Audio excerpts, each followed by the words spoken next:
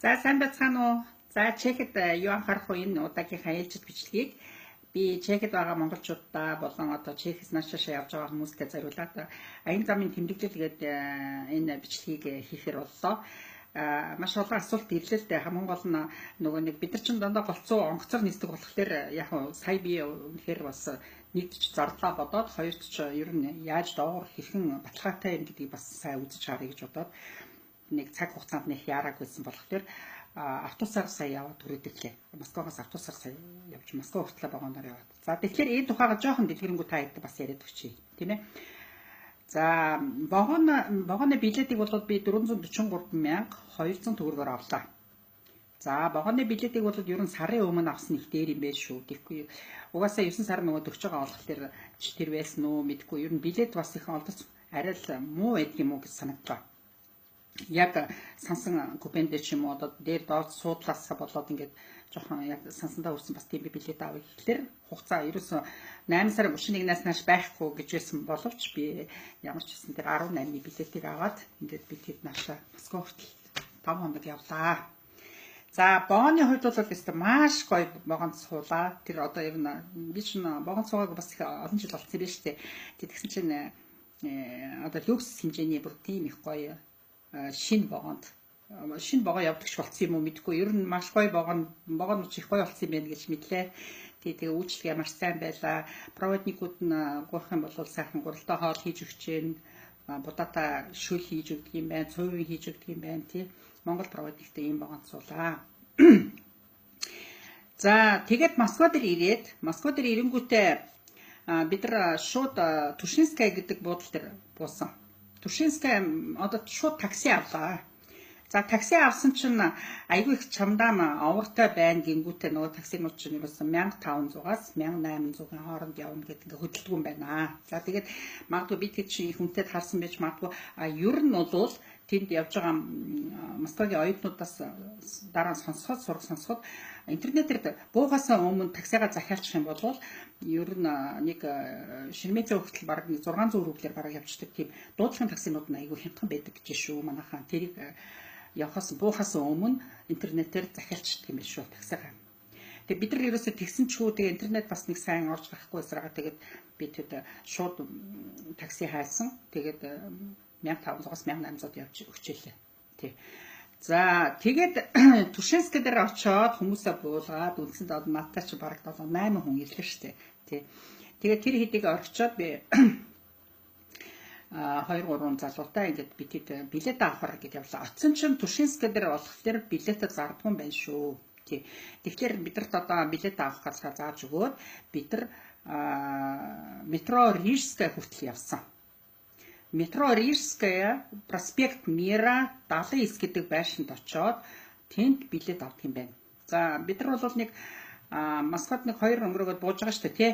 Тэгэхэд 4 цаг гэхэд нөгөө мөнгөний жавсаар адил 4 цаг болсон. Тэгээ 4 өнгөрөөгөө тэр билет зардаг газар нь очиход бол нэг ч хүн байхгүйсэн. Тэгээд билет авъя ингээд 7-8 хүний билет авъя гэсэн чинь билет автобусны билет байсан.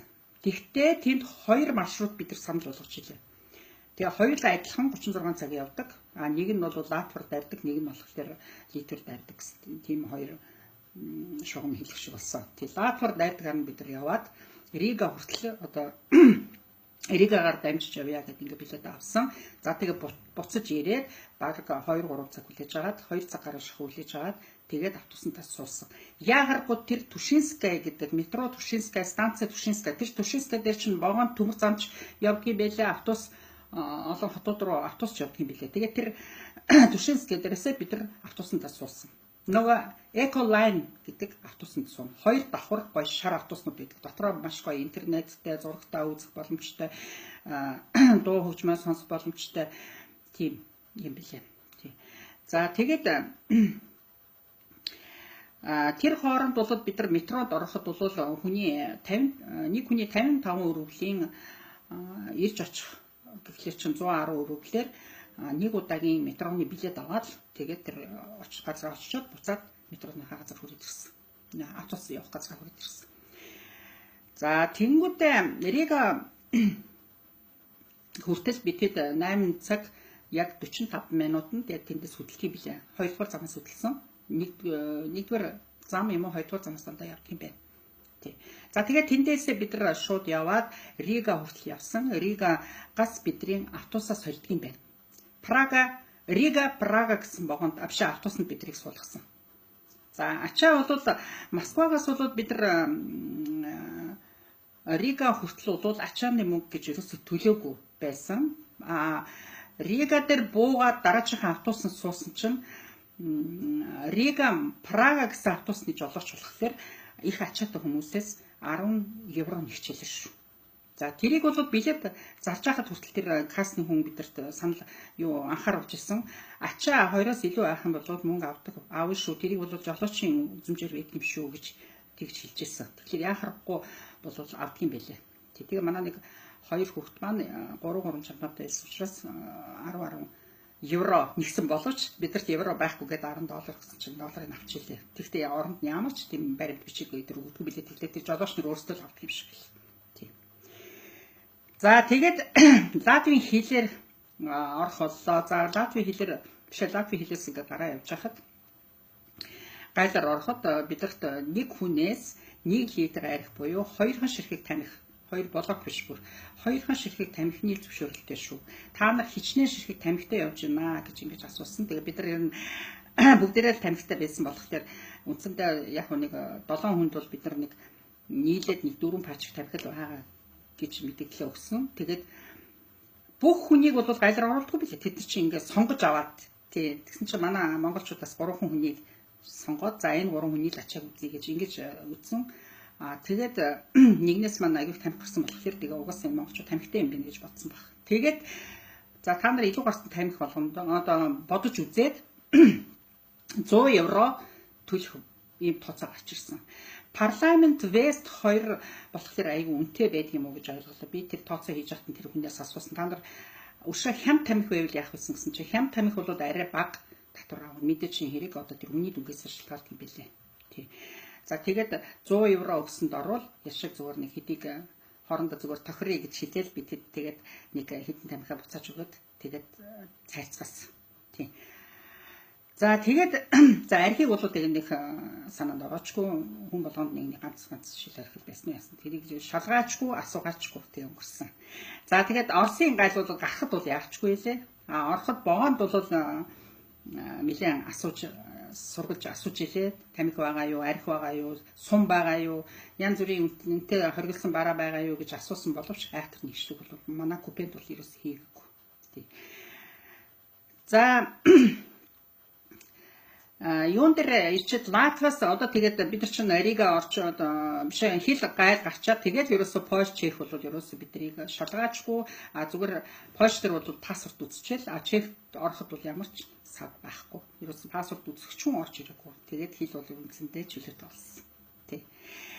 Тэгэхээр энэ Эколайны автобус надад үндсэндээ яг нэг 36 цаг л явдаг юм байна. Москвагаас яг Прага хүртэл. Тийм ээ 36 цаг явхад яг хүнд бол яг богоноор явхад бол орд иртээ айгу тогтой явсан. Бид нар автобусын суухад үнэндээ 36 цаг яг суугаагаар унтна гэдэг бол тэр талд бол жоохон хэцүү санагдлаа.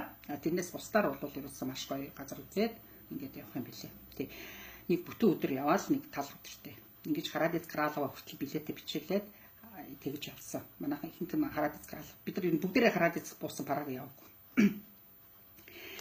За, Эколайн ч угаасаа 18 оронд явдаг. Үндсэндээ 169 хотуудаар ингэж үйлчлэгээ хийх юм байна шүү. Тэгэхээр бид нар Прагаас одоо Москвагаас заавал одоо Праг Харадец гэхгүйгээр өшөө өөр орны одоо Европод байгаа орны хүмүүс ч гэсэн Москвагаас та нар одоо жишээлбэл Женевач гэдэг юм уу эсвэл Берлинч гэдэг юм уу тэгж явах бүрэн боломжтой юм байлаа шүү. Тэрийг та интернетээр хараад Эколайн гэж үзээд ороорой. Тэн дотор бүх информац байгаа бүх орны хэл дээр. Тий. За үндсэндээ ингээд нийтдээ би вагоноор 443,200 төгрөг төлөөд автобусаар бол бид нар чинь 6,120 рубль гэдэг чинь Монголд бол рубль 42 төгрөг байлаа л дээ. Тэгэхэд бол үндсэндээ 257,000 цасар Москва Прага гэж явж ирээд ингээд нийтдээ 700,000 цасар л ирлээ. Тэгж явах юм байна шүү. Тийм боломжтой юм байна. Одоо наашаа явж байгаа хүмүүс мөнгө төгрөж авах муутай эсвэл бас боломж муу. Бид нар ч наашаа ирэх гэж одоо өвчнөө зардал болж байгаа шүү дээ мэдээж хэрэг тийм ээ. Тэгэхээр бас цаг хугацаанд нэх яарамгүй байх юм бол энэ бас их боломжийн ийм чиглэл байдгийг байна шүү гэдгийг та хэдтэй бас мэдээлье гэж бодлоо. Тий. Хүн болгон асуугаад болохоор шиг нэгтгэхэд ингээ видео бичлэг хийсэн дээр юм гэж бодлоо доо. Тий. За тэгээд офслыг билет авах гэсэн чинь ерөөсөө сая 900-аас нааш ер нь байхгүй аюу хүндрэлтэй санагдсан л да. Тэгээд ихч мөнгө юм тэгээд яг хугацаа жоохон яаруу хөндлөхөөс биш энэ автобусаар явахд ерөөсөө болохгүй юм бол алгаа.